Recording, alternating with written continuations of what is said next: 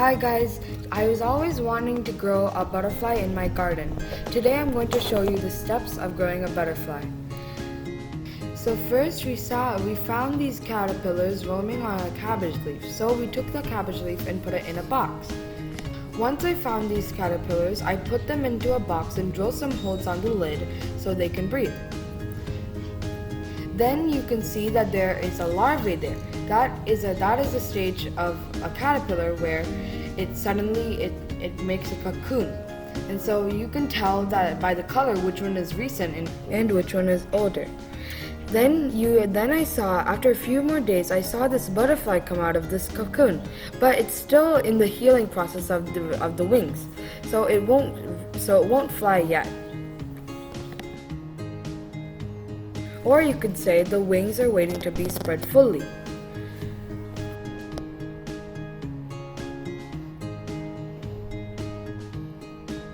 Like I said, if you look closely, the wings are still yet to be spread.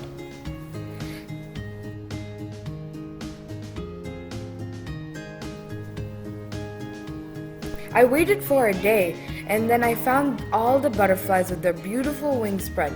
That's when I realized that these were white cabbage butterflies, because those caterpillars only stay on cabbage leaves. If you notice that there's also a black dot. Now they're ready to get to the nature, so I set them free.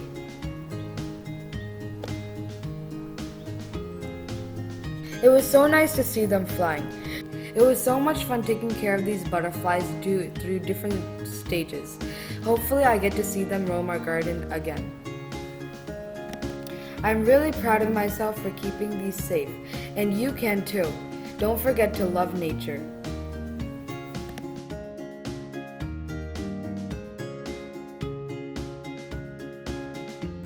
There is always something to share about banana trees.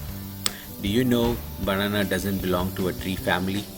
Yes, it is one of the largest herb. Welcome to Roots to Sprouts. In today's video, we are going to see how to separate pup from the mother plant. You can see around this one mother plant how many pups are produced. Each pup will become like a big plant. So it is better to separate them and grow in a different place. Most of the banana plants are monoecious, meaning the plant has both male and a female reproductive organs in the same plant.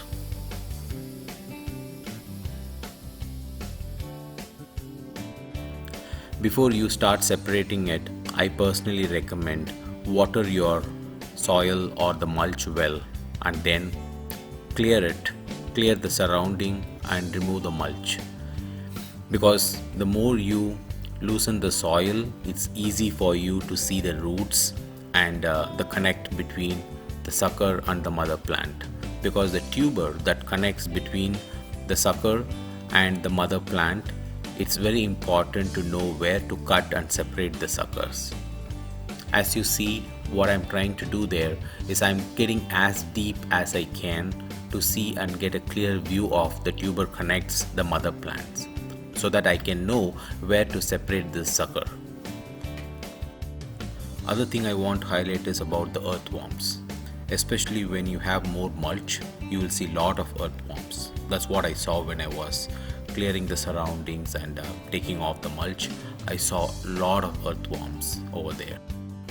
And some are really big in size, so it was a kind of a different experience when you take them out, so you don't hurt them. Another important thing when you begin to separate the sucker from the mother plant, just make sure the size of the sucker is good enough so that it can stand alone and it can grow by itself. That means, for example, check whether it is at least 3 feet tall and it has its own roots.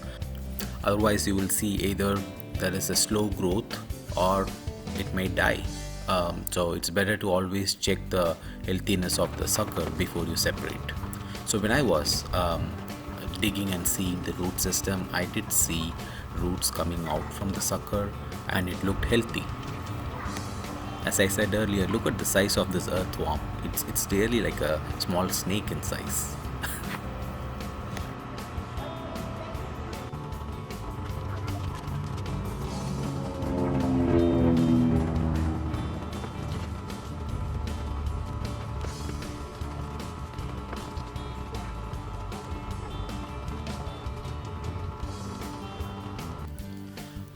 I'm almost done with clearing the roots and getting a better view to see the tuber connecting the mother plant.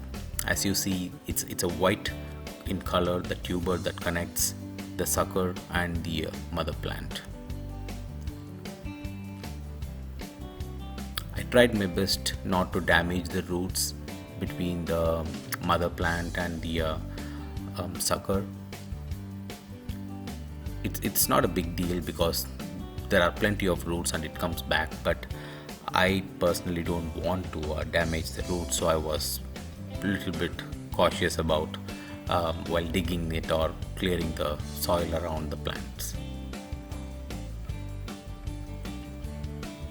So to separate the sucker, I always suggest a shovel which is a curvy in shape like what you see there, unlike the flat one.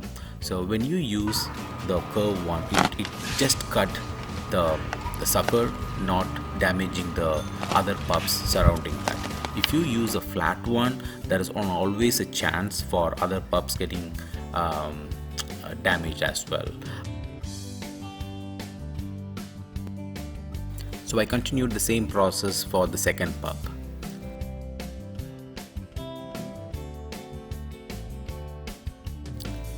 This one was much bigger and healthier than the first one. I can clearly say that by looking at the number of roots and the size of the tuber.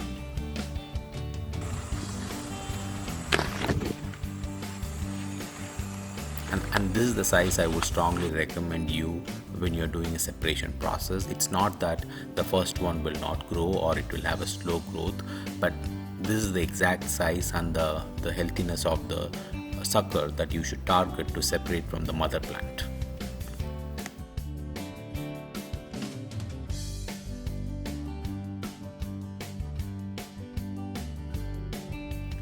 Now you can clearly see the difference what I was telling you earlier. Look at the number of roots this sucker has compared to the first one. As I said, there is not going to be big difference, but still this is much healthier than the first one what I did. We transferred the sucker into a container using the standard potting mix soil that you get from the garden store, and just on top of that I added the soil from the mother plant. That gives a little bit comfort to the plant because it has some shock now when you separate it from the mother plant, right? So added some mulch, watered it well so it keeps it cool.